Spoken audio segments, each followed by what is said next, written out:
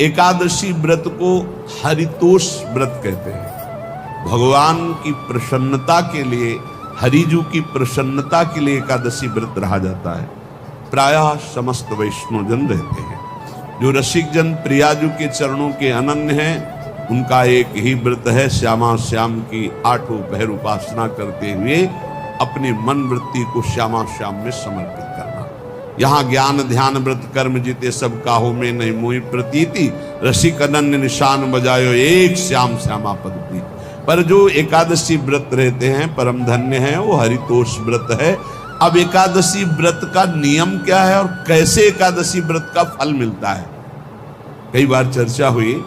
बहुत सुंदर तस्मा शास्त्रम प्रमाणम थे, शास्त्र प्रमाण के अनुसार श्री सनातन मुनि बोल रहे हैं, अथ ते नियमान वच्मि व्रते ह्रस्मिन् दिनत्रये, कास्यम मानुषम मसूरान्नम चणकान को द्रवास्तथा, शाकम मधुपरान्नम च पुनर्भोजन मैथुने, दशम्याम 10 वस्तूनि वर्जयेत वैष्णवः सदा।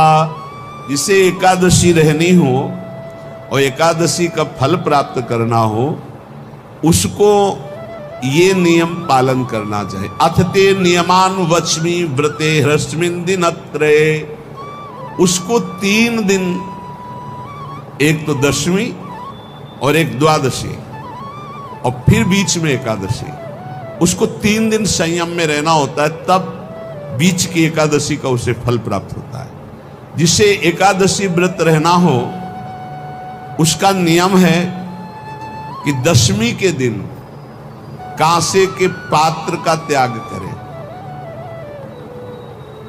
वैष्णव सिद्धांत है कि कभी जिसमें मांस बना उस रसोई का भोजन न ग्रहण करें। मसूर की दाल, चना की दाल, कोदों और कोई भी शाक, शहद, दूसरों का अन्न, दोबारा भोजन और मैथुन, ये दशमी के दिन त्याग दे। एक बार दशमी के दिन भोजन करे 24 घंटे में, क्योंकि एकादशी रहना है। कांसे का पात्र, जिस रसोई में मांस बना उसके भोजन का त्याग, मसूर की दाल, चना, कोदो, शाक, मधु अर्थात शहद और दूसरे के द्वारा दिया हुआ भोजन और दोबारा भोजन और मैथुन क्रिया, इनका दशमी के दिन कभी भी प्रयोग ना करें। इन 10 वस्तुओं से वैष्णव दूर रहे